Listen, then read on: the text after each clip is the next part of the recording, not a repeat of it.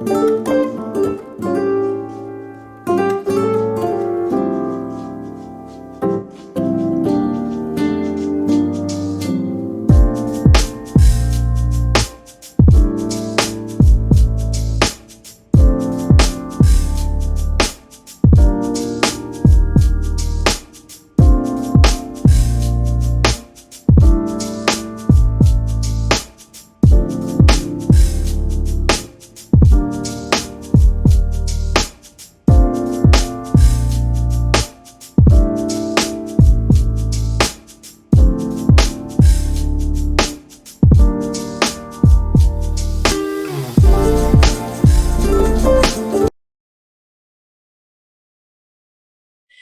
you, everybody, for tuning into Embrace Life podcast talk show. And today I have a special guest. Would you like to introduce yourself?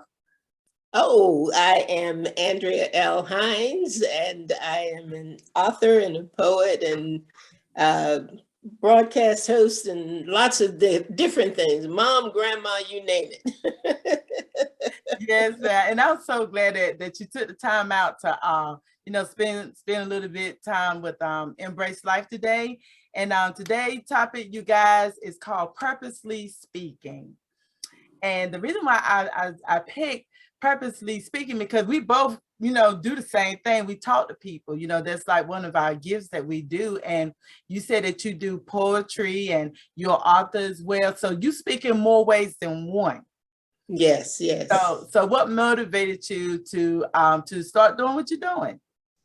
Oh, my goodness. Well, first of all, let me thank you for having me on your program. I enjoy what you do, and I'm certainly enjoying your magazine, and I look forward to us doing some other things together. Yes, but in terms of the writing aspect, I had been writing for as long as I can remember, but I had not been sharing. I had been writing, but I had not been sharing. And sometimes I go back and I look at some of the earlier works that I had done. And I remember thinking to myself, who in the world in their right mind is going to want to read this? This is just depressing, Oh, wow. And I was just writing my thoughts, writing my feelings, and didn't give any thought to publishing, didn't give any thought. That wasn't on my radar. I had joined an organization called Metropolitan Literary Associates up in DC, which is where I was born and raised. And we came together to share our work.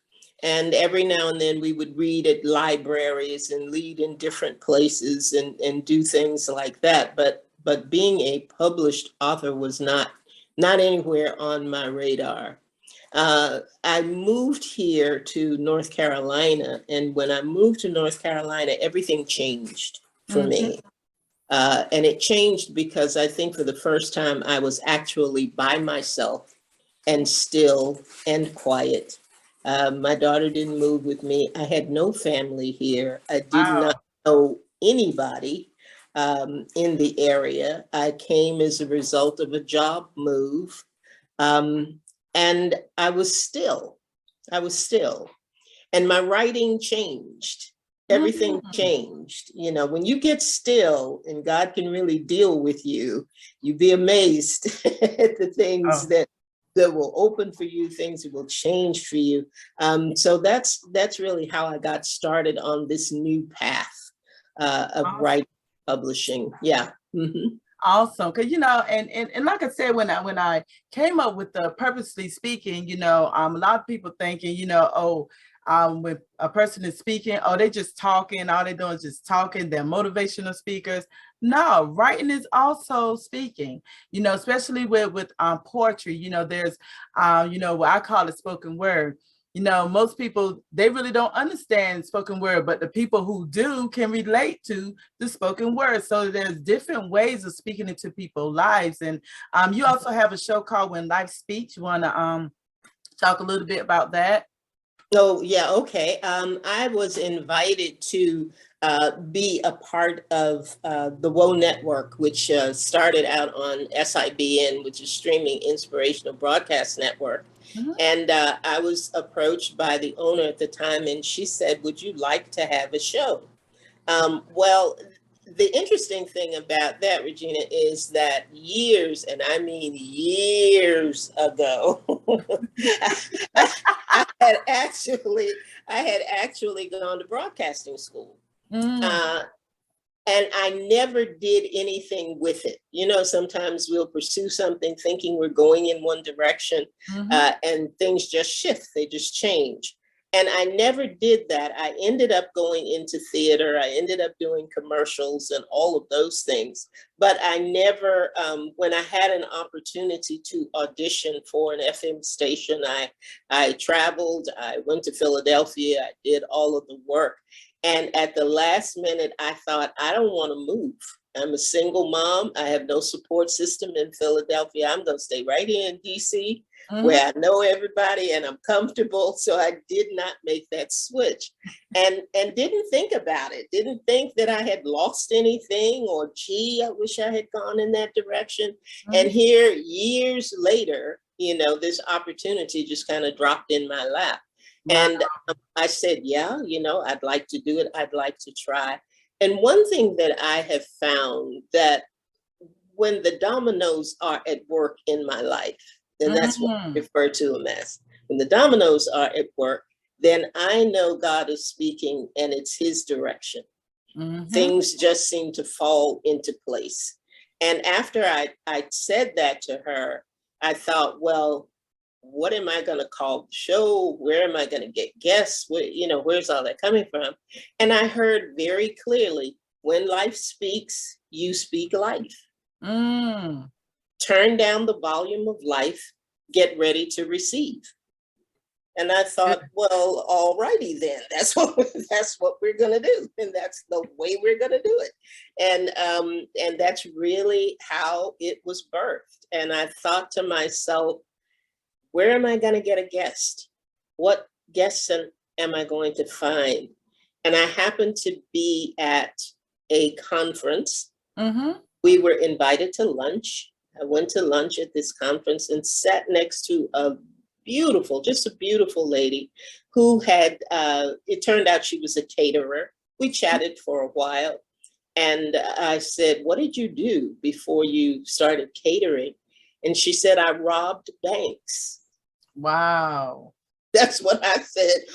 Wow. What in the world?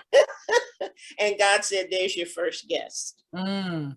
And that's how it has been going. You know, people come into my sphere, they come into my path, and I go the way that he flows and lays it out for me. So I'm just totally dependent on what he wants to do and how he wants to do it. And because I will get in my own way. I don't know whether you know any other people like that, but I can get in my own way quickly. I'm one of those. Real bad. I'm working on it. That's awesome, you know, and you know, like I said, you know, for the ones that don't know, you know, like she mentioned, I do a magazine, Embrace. Mhm. And this right here, you know, this is like my new baby. So she actually featured in volume 5, which was the Mother's Day edition. And you know, on page 25, for the ones who would like to purchase one, she's on page 25. And she you know, pretty much, you know, talked about, you know, a little bit about her life and what she does. And so when I asked, you know, who's that lady, she let me know that she's a native of DC who is now living in, you know, where she's at now. Would you want to say where Raleigh, you're North now? Carolina. She's in Raleigh, North Carolina. So I'm like, good God, it's a big, you know, big jump. So I always say, you know, because I heard you say earlier, you know, I know everybody here. I didn't want to move from here, you know. So you ended up leaving where you were familiar with to something totally different. Do you know anybody over there? No, I didn't know anybody in North Carolina at all. Wow. So that's I like had a big jump. I had only been to North Carolina one time, and I Mhm. had been visiting uh, Livingstone College as a teenager. Mhm. But the interesting thing about the move was I wanted to change the position that I had at IBM. I was working at IBM at the time, and I wanted to change. I wanted to do something different. It was just time to do it. And I had a former manager call me and said, I have an opening and I need an experienced manager. Would you consider, taking the position here? And I said, well, I'll come down and I'll visit and, we'll see. Well, I came down, I fell in love with North Carolina. I just loved it. And it was quieter and the pace was quieter and everything, interestingly enough, that was important to me in my life had come to an end. I was part of a singing group that I had just resigned from. I was artistic director at a theater company and had a theater company, and I had just closed that out. And I was in a long-term relationship that had just ended. So there were all of these doors that had closed. And I felt that God had opened this one. I said, now, if I defy that, if I make the decision that I'm not going to go into what he had opened for me, I'm going to have a problem staying where I am. So I just accepted it. I just accepted it, and everything fell into place. I mean, I was able to unpack and move into my place, and there was a place for everything. I mean, every little thing that I brought, every little thing that I had to have. So I knew that he had slowed me down and closed me off so that I could hear him, because I was so busy. We can get so busy that we can't hear.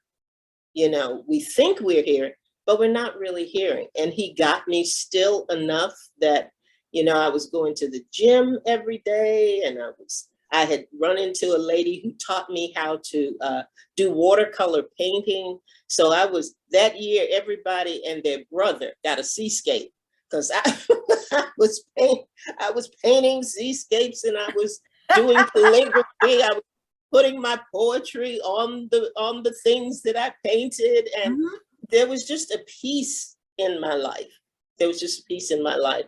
And I opened a business. I opened A's Accents, and I was putting poetry on different things and writing little tiny books, I call them pocket books because they're only about this big. And I was putting little sayings on things. And gradually it turned, and it became less about the product and more about the words on the product. So what went from A's Accents, the focus became his words for you. And that sort of shifted, everything that I was writing and how I was writing it, and coming to the realization that he was truly writing through me. And it has been a journey. It has been a wonderful journey, because I know the difference. I know when I'm writing and I know when he's writing. that part, laughing a little bit when you said, like when you went back and started reading your stuff, you like, who in the world will read this? But there was a time that I had actually went back to my very first book that I written, Don't Break Down, Break Through. And I remember writing that book. It didn't take me long to write it at all. But before I actually wrote that book, I couldn't sleep. I couldn't sleep. So then once I started writing it, it was almost like I couldn't stop writing. Yes. And then sometimes I felt like I wasn't writing fast enough, because I took a moment and went back to read the book, and I was like, I didn't write this book. I knew I didn't write that book.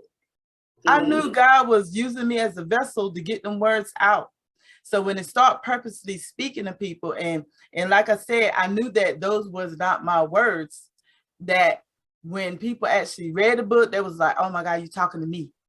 And I was like, so that's how I know, when you know the difference between flesh writing and spirit writing. Yes, absolutely. So I was also laughing a little bit when you said doors and stuff start closing, your domino effect, because I always feel like when God start making you feel uncomfortable in certain situations where you have to close off, that means he getting ready to expand you. So you got to come out of that space that you were in, because it's small. He wants you bigger. So he's going to have to move you somewhere. And I know it's coming for me. I'm scared, to be honest. because I know that it's bigger than Greenville. Yeah, right. But Exactly. I know everybody here. I was like you. I know everybody. I don't want to lead nobody. I don't want to go nowhere and start over, you know. But when he start making you uncomfortable in situations, and once he do move you, he makes room for your gift. And you know, that's what I love. You know, that's what I love about God, how he move in certain ways. But you know, but when it comes to a reading for his glory, tell me a little bit about that group. A reading for his glory is when I go into smaller spaces, when I go into bookstores, or somebody may invite me to their book club or into their home or whatever. And I will select different pieces or different little books depending on the group that I'm reading for. And we have an opportunity to really talk about the piece and talk about the work, because they're all inspired by something. You know, Yeah. they all come from some place, and I have an opportunity to talk about what some of those places are. And one of the little books that I have done is called "If You Only Knew My Story." And that came about because of a young lady who gave her testimony, and her testimony was about going with a youth group in a conference. She was talking to them, and they had a conversation about STDs and AIDS and all of that, and she was encouraging them to get tested. And she said, "I tell you what, I'll go with you. We'll get this done this weekend. We'll go get tested." Well, as it turned out, she ended up testing positive. Invest in your lifestyle today with Embrace Magazine. It's a self-care magazine that caters to your physical, mental, spiritual, and financial lifestyle. It features relationship building, self-care tips, style, and much more. Embrace Magazine encourages you to evolve, emerge, and empower. Get your copy today. For more information, contact Regina Harrell at 252-258-3815 or subscribe at embracemag@wixsite.com/my-site. Invest in yourself. You are worth it. Wow. And when I heard her testimony, and I thought about different things that had gone on in interactions, and I began to think, I wonder if at that point she was in a particular space, a particular place. And he just began to write, "If you only knew my story, would you still judge my praise?" Wow. If you only knew. And the reality of it is, we don't always get to know. I may not get to know. I may read your magazine from now till you stop publishing, but that doesn't mean I know your story. I don't always get that privilege. I don't always have that opportunity. But that says to me, I have to treat you as if I did. I have to treat you with that unconditional love. I have to treat you with that kindness, that empathy, that compassion. All of those things have to come into play, because I may not get to know your story. So it is those kinds of things and that I get to share at a reading for his glory that I would not normally get to share. So it's an intimate, it's always a smaller setting. It's a more intimate setting, so that I can have the opportunity, and people can ask whatever questions they want to ask. How did I get started? Why I write what I write? Why I write the way that I write, and those kinds of things. So it's a much more personal atmosphere. Cool. That's awesome. So when did you really know that that you had a voice that was waiting to be heard? When I moved here, I was in a meeting one day, and I always say this was the point of the turn for me. I was in a meeting, and I was supposed to be taking notes in this meeting. And instead I wrote, "At the corner of confusion and disappointment drive, lived a solitary soul filled with anger, hurt, and pride." Wow. And I thought, You know, I'm looking around me going, what is this? You know, what are we doing here? Where is this coming from? And I could not finish it. I just couldn't finish it. And I remember it so clearly. One Saturday morning, I got up and I said, okay, God, I said, you started this. Mm-hmm. You've got to finish it. And I completed it right there, right then. Wow. That's when I knew that he had something for me to say. And I was one of these people, Regina, that everybody talked to. I would ride the train back to DC sometimes when I first moved here, and people would come and sit next to me, and the train would make the next stop. They'd get off, some new person would come and sit next to me. And it is amazing what people will tell you who don't know you. Mm-hmm. You know, It's almost like therapy. yes, it is. Train, I should call it train therapy.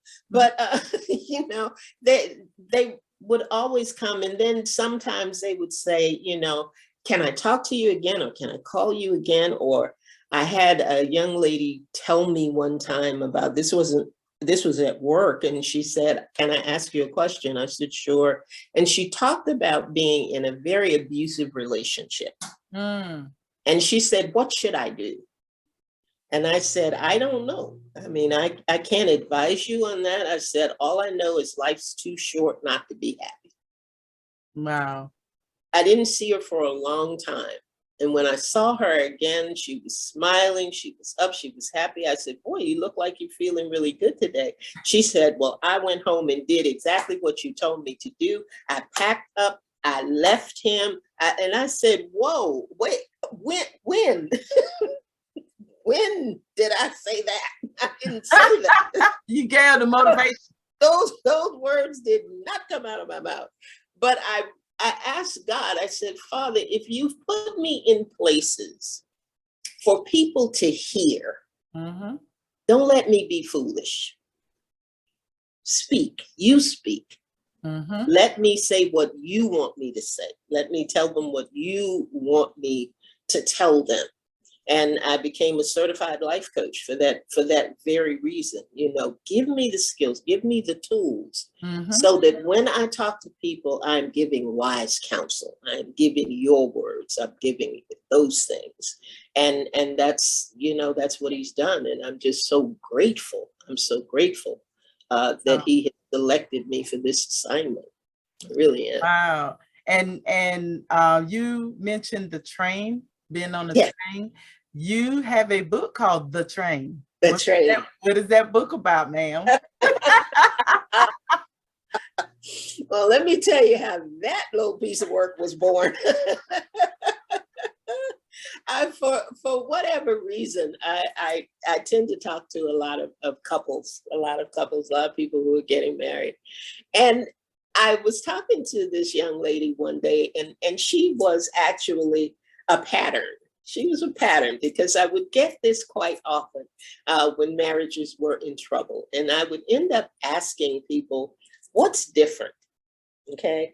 What's different about where you are in the relationship now versus where you were when you first met this person? Mm-hmm. And so often they would say nothing. He got on my nerves then, and he gets on my nerves now. You know? He was a piece of work then, she's a piece of work now. And I would say, well, why? You know, why did you go forward with this? And they said, I didn't know how to get out of it. I even had one young lady tell me, when the doors opened and I was getting ready to walk down the aisle, I knew this was not the right thing for me to do. And I said, it's like a train. You get on, you keep moving, it picks up speed, you keep going, and you don't know how to get off. Yeah. You do not know how to get off. So it's about there. It's about that place called there. We're always looking to get there. When I get the job, when I get the spouse, when I get the house, when I get the money, when I get whatever it is that your there happens to be, you think all things are solved when you get there. So it's a story about friends going to enjoy a friend's wedding who is getting married, and they have decided to travel by train. And that's all I'm going to tell you.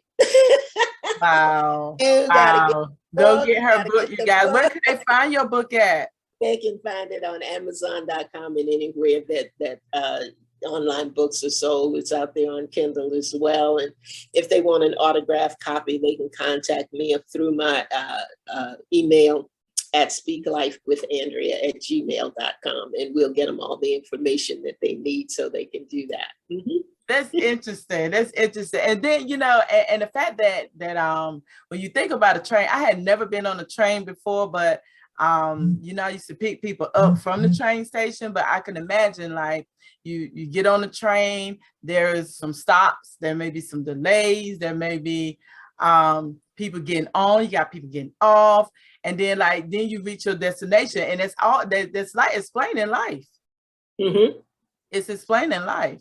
You know, you get your ticket here, you here. So now your life becomes this train where you have people going in and out. There's delays, you know, because a lot of times if we, you know, it'd be some stuff that we want that we would like, you know, that God would say no. He's not saying no completely. He may say no to some things, but some things is just like, no, not right now. You know, so that's where the delays come in at. And then like you're picking up people. So you're growing either in your family, then you're losing people, whether they in your family or relationship. And then, you know, there's a destination to everything. Yeah. And there is that analogy throughout the book, because you've got that freight train. What's that freight train? Baggage. Carrying baggage, carrying that weight. Then you've got your commuter train. You go the same way all the time. You're just going back and forth. That route doesn't change, you know. And yeah. I'm gonna stop talking. Wow. Yes, Val. It's a read. It's a quick read. It's something that, you know, if you're on the train, you could read. If you're on a plane, whatever way that you're traveling.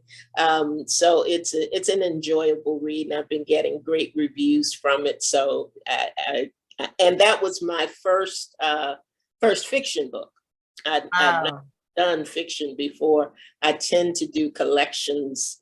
That's the fourth book that I've done, and I have another one coming out prayerfully the first part of next year, or probably spring of next year. Oh, that's awesome. That's awesome. See, a lady at work. I don't know if I work as hard as you do, Regina. You got a lot going on too, lady. I had to learn how to prioritize, you know, because I still had teenage children that that includes me in everything that they do. So it's like I have to say, okay, I do this for a little while, then do this with them, and then, you know, I take care of me. So it's almost like little compartments, you know.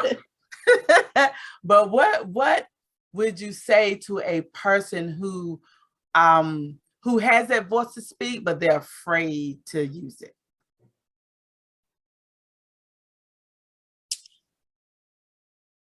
Trust what's in you. Trust what's in you. When God designs us, you're talking about purposely speaking, we are purposely designed. And there's nothing, and I know we've all heard this before, but there's no assignment that he gives you that he hasn't already prepared you for. So if a door is opening and you feel that unction to do it, but you're afraid to do it, he is always with you. He's never going to put you in anything that's going to hurt you or harm you. And he has already got the plan. He's already laid it out. He knows exactly what you're going to face. He knows the audience. There are times that my daughter and I were doing something and it wasn't well attended. But at the end of it, the lady who was in charge of the venue said, I heard you all talking about God and talking about church. She said, my daughter was involved in one of the hurricanes and we have not talked to her. Would you keep her in your prayers? And we said, we'll do one better. And we set all of our things down and we prayed with her right then and right there. And we looked at each other as we were walking out and said, that's what the day was about. It wasn't about the event. It was about connecting with that lady. So always keep in mind that there's something greater beyond just the opportunity that you have to speak. So don't fear it, because something else is necessary for you to do what you do. That piece cannot come into play until you do what you do. That's good. It's like I always tell people, it's the puzzle. It's the puzzle. It's the blueprint that God has, and it's huge. But we all have a part, but no part stands alone. You're putting a puzzle together. Each piece has got to touch another piece, got to touch another piece, got to touch another piece.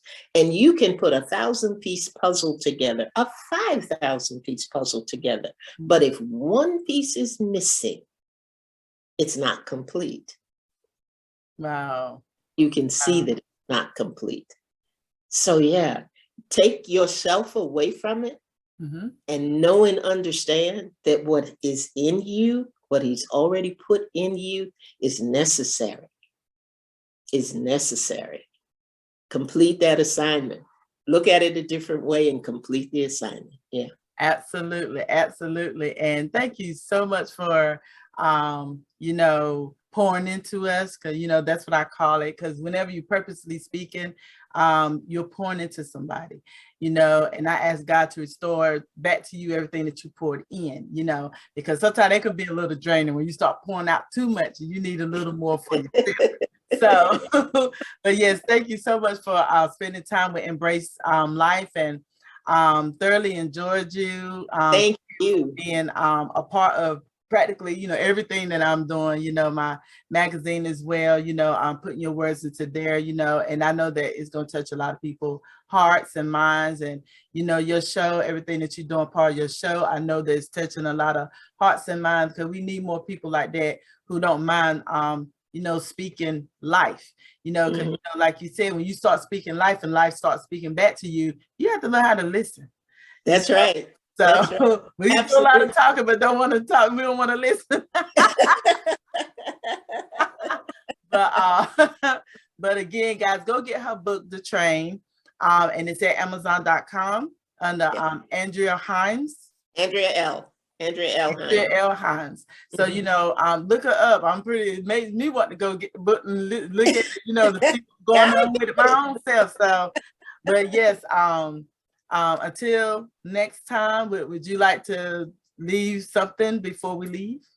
Well, there are a couple of things I'd like to leave. I would like to leave the fact that you are going to be with me on the 30th on When Life Speaks, and I'm excited about that, because people will get to see another side of you that they may not have been privy to. So I'm glad about that. But I would just like to encourage everybody, be who you are. Just be who you are. Trust the fact that God makes no mistakes. And when he designed you with purpose in mind, and you matter. You matter. Things will not be what they need to be without your handprint, without your voice, without you doing what God has put you in the earth to do. Don't fear it, embrace it, and see what's going to happen. Absolutely. Absolutely. Thank you again. Thank you so much for having me. I've thoroughly enjoyed it. Thank you, Regina. Yes, ma'am. And for the ones who like content and stuff like this, please like, subscribe, share, keep in contact with us, and hit that notification button so that you will be notified of every new video that come up. And hopefully we get to do this again with you. Oh, absolutely. With your new book coming out. Yeah. So, but I always like to end with, Lord, open the door that needs to be open, close the door that needs to be closed. Let the open doors be so obvious that I may walk in my purpose just for today. Yeah.